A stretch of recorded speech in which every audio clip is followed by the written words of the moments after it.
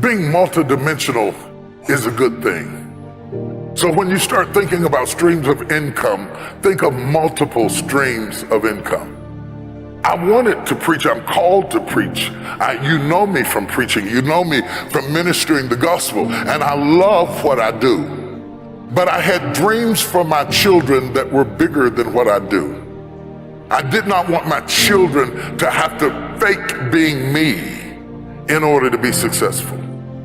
I wanted to create an entrepreneurial environment for them, and so I started investing in real estate, and I started building communities, and I'm getting ready to build more communities in America, and I'm looking for other places in the world where we can build these communities, these smart communities that are conducive to the future.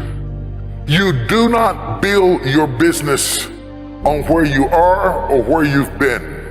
You build your business on where you're going. So then, if you are building for the future, then you have to reimagine your strategy.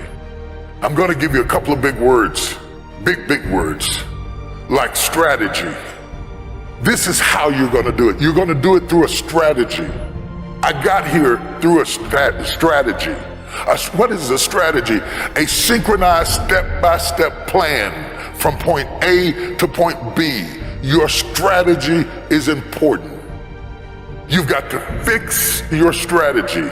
If you've been doing what you've been doing for 5 years and it's not working, it doesn't mean you need to give up your idea. You might need to give up your strategy. Your strategy of accomplishment has to change with the times. You may not have hit your customer yet, but that doesn't mean your customer's not out there. You've got to find somebody, and let me tell you who wants what you got. The person who wants what you have is a person who sees what you have as an answer to their problem. People will go get answers. They are not looking for problems. What do you solve with what you bring? And you don't have to have a degree to do this. It could be as simple as my father's mopping a bucket. My father ended up with 52 employees in the 60s because he built a business that solved a problem. Not all of us will be doctors. Not all of us will be chemists. Not all of us will be lawyers. Not all of us will be astronauts. But the astronaut still needs a plumber. The doctor still needs an electrician. Whatever your business is, it must be an answer to somebody's problem. It must solve that problem and fix that problem. And when you do whatever you do and you find yourself maxing out at what you do is not who you are. What you do is not who you are. What you do is not who you are. People say T.D. Jakes is a preacher. First of all, he wasn't always. Second of all, T.D. Jakes is a man. He is a man called to preach. See, when people give you titles, they imprison you. If I bought into that, I wouldn't have done almost $500 million worth of films at the box office, because I would have said, I'm a preacher, I can't do that. Don't let anybody lock you up with a title in a prison that is beneath your level of gifting. You are whatever is in you. You are whatever is inside of you. You are whatever you think about at night. You are whatever you dream. You are whatever is in your head. I want to break somebody out of jail right now. You are more than what people call you. Am I in the right place? You are more than the job title that you have. You are more than the company you work for. You are more than anything you have experienced up to this point. You are everything that gives you energy when you think about it. Find out what are the things that make you leap out of the bed in the morning. What are the things that give you energy when you think about them? Your purpose is in your passion. Your purpose is in your passion. Don't sit there and say, I don't know why I'm here. You do know why you're here. Find the thing that gives you energy when you do it, that ideas start teeming over in your head when you get in it. Find the thing that when you get into it, you're curious about it, you're attracted to it, you're drawn to it. Because whatever the anointing you respect is the anointing you receive. Oh, can I talk to you, somebody? The anointing you respect is the anointing you receive. So the person that you idolize, you probably idolize them because they're doing something that is in you. Other people ignore them. And you would walk a mile to hear them or see them or hear them sing or watch them build or hear them orate or whatever it is that they do. It's because it's in you. When I was 8 years old, I was sitting in the back of the car with my mother, and my mother was a speaker and she went out and did public speaking. And I was sitting in the back of the car. At 8 years old, I said, right now I'm going to hear you speak. And they called me Miss Jake's son. But the time will come, you'll come to hear me speak, and they'll call you Tom Jake's mother. Instincts are inside of you, and they are never one-dimensional. You are more than your job. So if your job goes down, it doesn't mean you have to go down. While you're working for a company, never stop branding yourself. One of the problems that I find prevalent with millennials who, by the way, I love mentoring you above anybody. You are the best investment because you have the longest shelf life. You will outlast me, and you assure the fact that my work continues. I cannot have success without a successor, so I'm committed to you winning. Let me say that first of all. I am committed to you winning. The problem is, your strength is your weakness. You were raised with technology, which is a great strength, but it's also a great weakness. Because when you are raised with something that responds in predictable ways by touch, when you are placed in unpredictable situations, you don't do well. Because you expect people to respond like computers. They do not. People respond in unpredictable ways.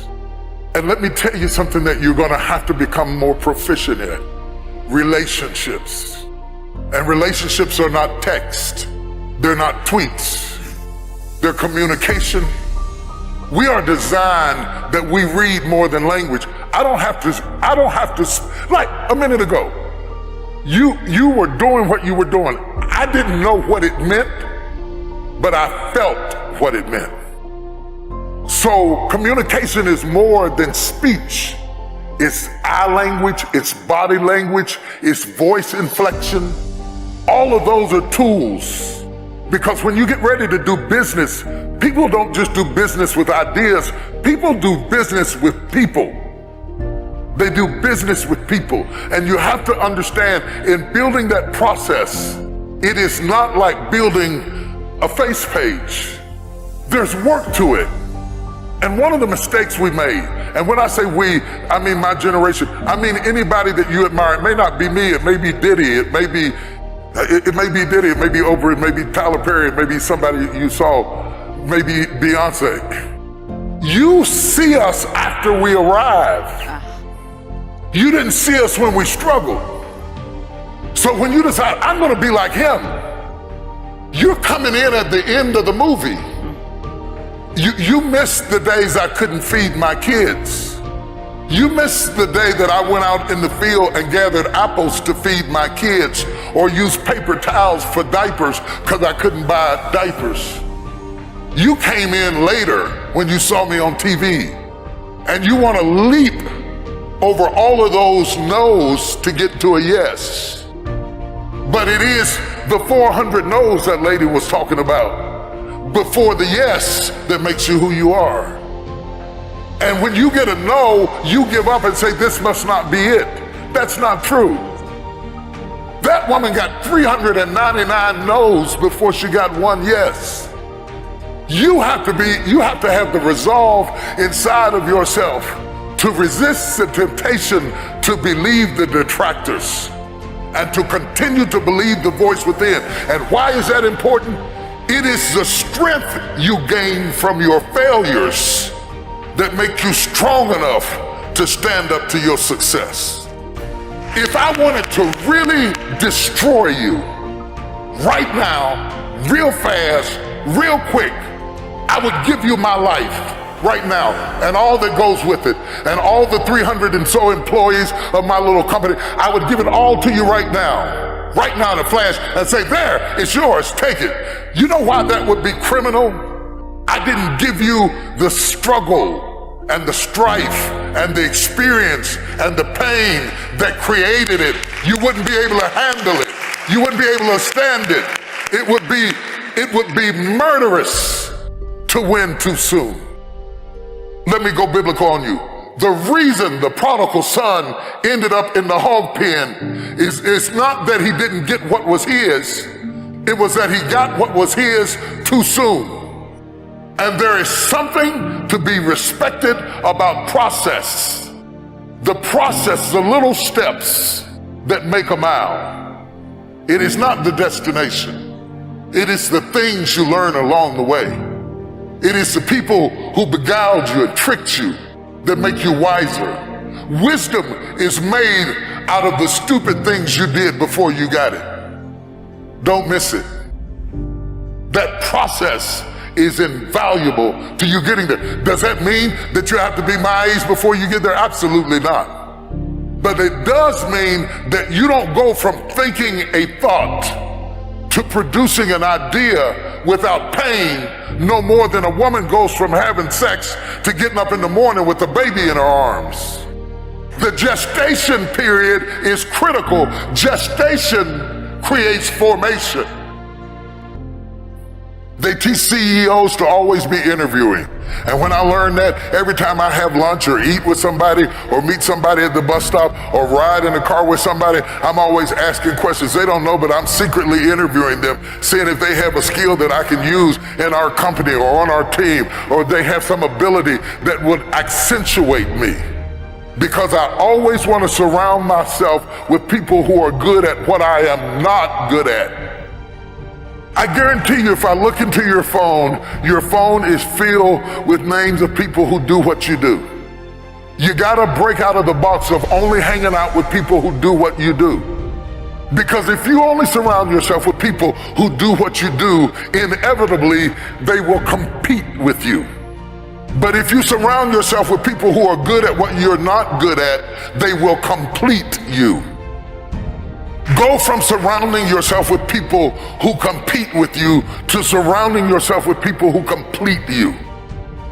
So the lawyer needs to hang out with the doctor, and the doctor needs to hang out with the dentist, and the CEO needs to hang out with the preacher, because I always get excited when I have a friend that doesn't do what I do. When I have a friend who does what I do, I have to put up with these little snide remarks, little funny, little halfway compliments where they're a little bit of a hater, but they're not really a hater, but they're sort of a hater. Does anybody know what I'm talking about? Where they give you these little halfway compliments that you don't know how to take, and you sort of give them a half grin, and you walk away wondering, what did they mean by that? Put those people at the back of the list and find somebody who does what you don't do, because they will complete you, they will fulfill you, they will strengthen you, and they will make you more rounded. And they will give you different perspectives. If you have the courage to admit what you're not good at, you will find out who to pick to surround yourself with. I want to hire my weaknesses, not my strengths.